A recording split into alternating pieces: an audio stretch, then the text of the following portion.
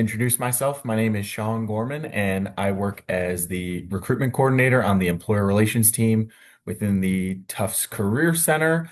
And today's session is about the Jumbos4Jumbos program, specifically the summer 2026 edition of the Jumbos4Jumbos program.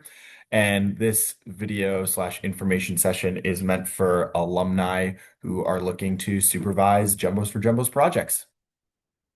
So, to walk through the agenda of the presentation quickly, we'll be talking about what the Jumbos4Jumbos program is for anyone who isn't familiar, what makes a strong J4J project, and what may constitute a less strong project, how student compensation, employee compensation works, specifically some regulations with working with international students, the role of an alumni supervisor throughout the program, how to post and monitor the project that you are supervising through the Herd, which is the software that we use to manage the J4J program, and cover questions at the end.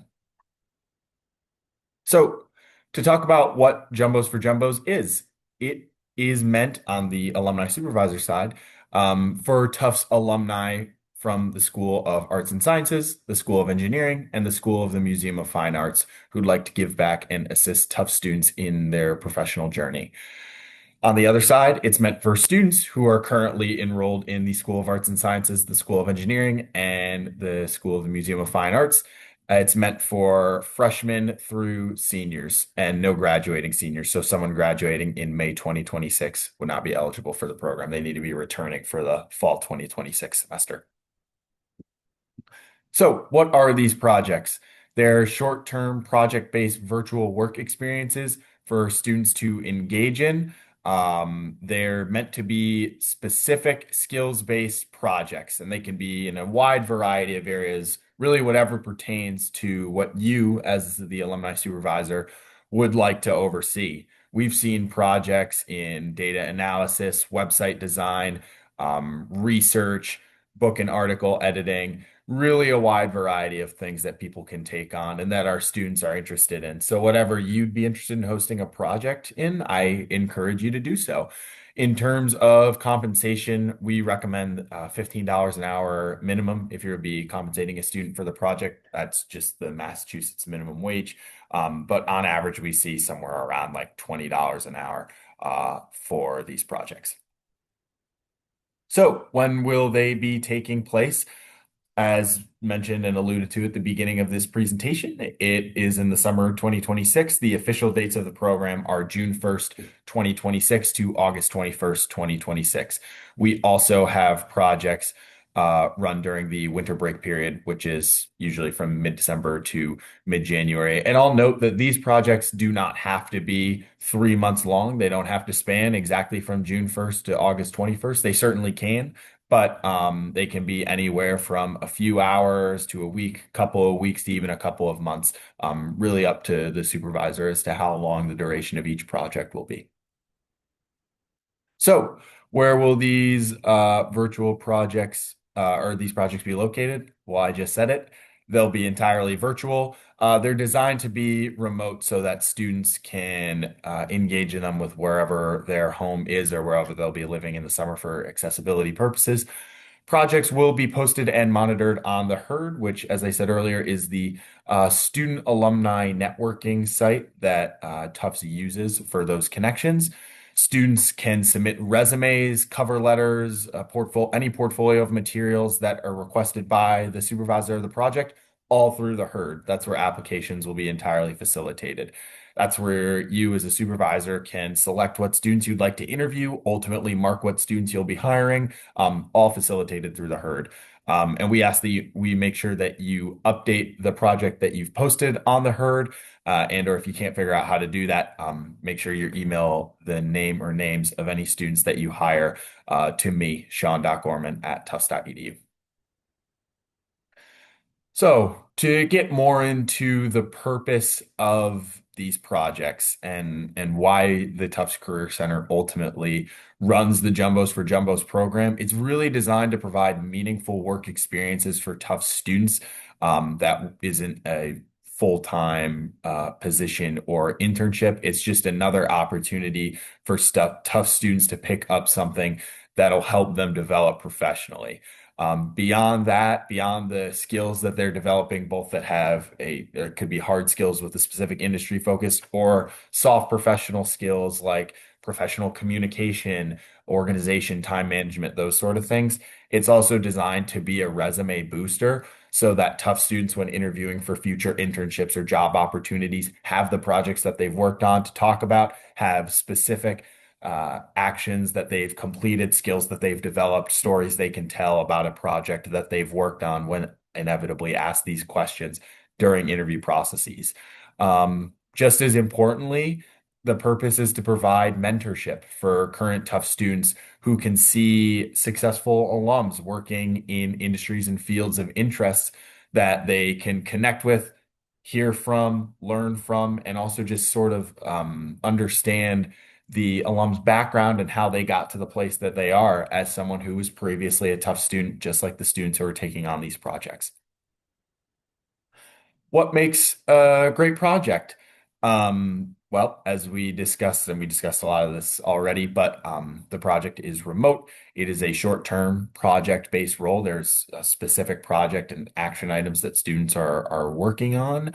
And that could be, again, anywhere from a few hours to several months. It includes intentional learning objectives and accomplishments that students can strive towards so they understand exactly what skills they're developing and what actions they're completing throughout their project. Through these learning objectives, it's designed to promote academic, career, and personal development for the students involved. It involves, as I mentioned, could involve in specific hard industry related skills and soft skill development. We'd love for projects to involve both for students. They are not designed, and I want to note this, not designed to be more than 20% administrative work. These projects are not designed for a student to be becoming, say, a supervisor's personal assistant, just taking on their administrative duties. The purpose of the program is for students to develop those specific industry related skills and soft professional skills and give them a project experience that they can directly talk about in future interviews and use the skills they develop once they take on those future internships and jobs. There also should be regular check-ins with the supervisor of the project, between the supervisor and the student, so that mentorship can be built up, the connection between the student and alum can be built up, and students have a clear understanding of what they should be doing each day, week, whatever it may be. These check-ins can be on whatever timeline ultimately works for you. It can be every day, every week, maybe a couple times a week. It could also be through virtual videos like through Zoom, through email, over the phone, whatever ultimately works. And through that, the mentorship and support further provide skill development for these students. In terms of some project pitfalls to avoid, we already covered this first one, having it be heavily administrative work. Projects are not designed and should not be more than the duration of the tough summer break. If this is something that you need to happen, if it's supposed to be, you want it to be before the tough summer break starts or after the tough summer break ends. Theoretically, this can happen. We just ask that you make sure that you and the student are on the same page about that a project will say be extending beyond the tough summer break. And if that ultimately works for them and it works for you, that's fine. But we ask that you don't require that students do that, as then a lot of them wouldn't be able to with full class schedules, maybe even other jobs they're working during the upcoming fall semester. Make sure you're not like discriminating hiring based on that. We want these projects to be specifically project based so that students have stories to tell about the projects that they've completed in future interviews.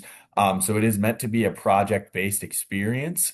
Make sure that with that, expectations are very clear. So another pitfall would be having unclear expectations and deliverables. And we also ask that these projects are directly supervised by Tufts alumni. This is not designed to be something where maybe the Tufts alumni is hiring for the position, but then the supervisor is someone else in your company. The entire purpose of J4J is that the Tufts student is working directly with a Tufts alumni supervisor. Otherwise, that's not something eligible to be a part of the program. Also want to note that, as I said, if a project duration is extended or the compensation changes from unpaid to paid, something like that, please reach out to me about that as well. Make sure you're obviously communicating with the student, but make sure that I am in the loop about this as well. So for compensation, as I said earlier, we recommend about $15 an hour as a minimum. See an average of around like $20 an hour. It's really up to the supervisor's discretion what they want to do. You fully determine the pay schedule and payment process. This can be one upfront payment, regular like weekly increments. It could all be a lump payment at the end of a project. Just make sure that whatever the payment structure is, that is clearly communicated to whoever you hire so that you and the student or students you're working with are on the exact same page. Just keep in mind the employment laws within the state in which you reside as well. Massachusetts, for example, has a salary transparency law. So any salary that you'll be paying should be accurately listed on a project that you post. We also will note that students are not eligible to receive academic credit through J4J. So that's not an option here. In terms of working with international students, if you are interviewing or ultimately hiring a student who is an international student with Tufts, that's fantastic. We ask all international students that they consult the Tufts International Center prior to pursuing an opportunity through Jumbos4Jumbos. We've made this clear in our student information session as well. International students should be receiving CPT authorization for any paid or unpaid experience through Jumbos4Jumbos. So that would be all of them, because ineligibility for CPT may result in an ineligibility to participate in the program. So just make sure that they are consulting with the Tufts International Center if you're ultimately interviewing or choosing to hire an international student for your role. So the role of the alumni supervisor before the program ultimately begins, please post your projects in the herd. This is exactly where and the only place where students will be checking for open positions. It will be right on the herd, so that's where they're supposed to be posted. Monitor all student applications and arrange interviews with candidates who you believe are well suited for the role. All the application materials, as I just mentioned, will be in the herd for you to review. Ultimately, when selecting the students you'd like to interview and the student or students you'd like to hire, please reach out to let the students who are going to be interviewed and hired know about this. Please also let other candidates who've applied to the position that the position has been filled, if you're ultimately not hiring them, as a professional courtesy to them. And make sure that you mark the student or students you select as hired within the herd, or if you don't do that, make sure you send an email to me, sean.gorman@tufts.edu, by June 12th, 2026. So your role, once the project has begun, as we mentioned, provide students with clear instructions for the project and deliverables for them. Determine how you will communicate throughout the summer and make that clear to them with a frequency, whatever mode it will be through. Make sure you're connecting regularly with students to check on the goals, how they are going about the project. If they're having any struggles, questions, make sure that you're a resource for them as they go through it. And feel free to reach out to me if you have any questions. Any of this is confusing. In terms of how to post a project, as I've already said multiple times, I think the projects are all mentored or are all managed through the herd, which is the mentoring site for Tufts students and alumni. In terms of basics, it's really like posting any other job that you'd post on a job board like LinkedIn or anything else. You have a full job description with a description of the project and the responsibilities, the key skills and outcomes that will come out of this for the student, but also the deliverables that are expected of them, the expected duration in terms of weeks or months or days, the expected hours per day. Compensation should also be listed, the frequency of supervision, the qualifications for the position, what's required of an applicant. And if you specifically already know you're looking for someone to extend beyond program dates, make sure that that's listed so every student has an understanding of exactly what would be required of them. In terms of how to post a project, so this is the just a view, a screenshot of the home page of the herd. So if you have an account and are logging in or creating a new account, this is what you'll see once you're inside of your account within the herd. So on the sort of top center of the home page, you'll hover over the section that says career, and then on the bottom, you'll click on projects. Once you get to that page, once you get to that project page, this is where all projects for the herd will be posted. And it's exactly where students will see what's available to them and what they can apply for. So on the bottom right-hand side of that page, you'll see somewhere that says post a project. You click on that and it will take you to where you can share your project. There are specific sort of designs that you can use within the herd. When I created a test one, just created a custom project, fully allowed me to customize everything within it, the title, the job description, the compensation, all of the pieces that I listed in that previous slide. You'll be able to put in. It's a fairly intuitive process for posting the job. How to check on your applicant pool once your job is posted. So this is the example of the position that I posted, just called test. So obviously it's not a real project, but if it was, I'd be able to hover over the people icon on the role that I'd posted so that I could see exactly who's applied. I can see their resume and other materials as well that have been shared. Then, as I had mentioned earlier, we ask that you mark students as hired or wherever they may be in the process. This is exactly where you do that when you are looking at the specific applicants within the posting. You'll be able to mark anyone as hired, whether you're reviewing the applicant, if you're ultimately not moving forward, that can all be marked within the herd. For important dates for the projects, and I want to make sure that I make a key note of all of these because they are actually important. The program is designed to run from June 1st, 2026 to August 21st, 2026. Student applications will open on Monday, May 4th, but we have told students that they should be keeping an eye on the herd all throughout the month of May for projects they may be interested in because the deadline for project submissions from the alumni side is Friday, May 29th. So there's a several week overlap between those things. So applicants will come in on a rolling basis, just like projects will be coming in on a rolling basis. So we ask that students keep an eye out for any projects that are posted up until the Friday, May 29th deadline, because you have until then to post your roles. The deadline to confirm student hires, as I mentioned earlier, is Friday, June 12th. We figured a 2-week period after the deadline for project submission would be fair to confirm any hire.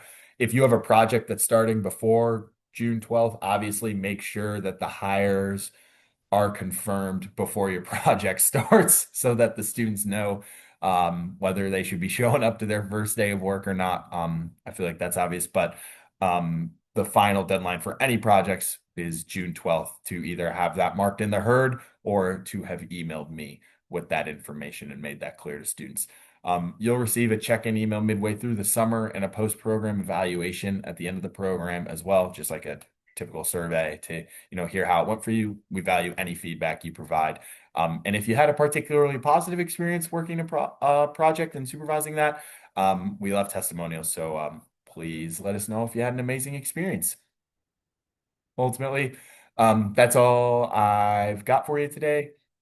Just some links and resources for anyone in attendance for this session that I will share, and you can use those, but all these can be found on the Tufts Career Center website as well.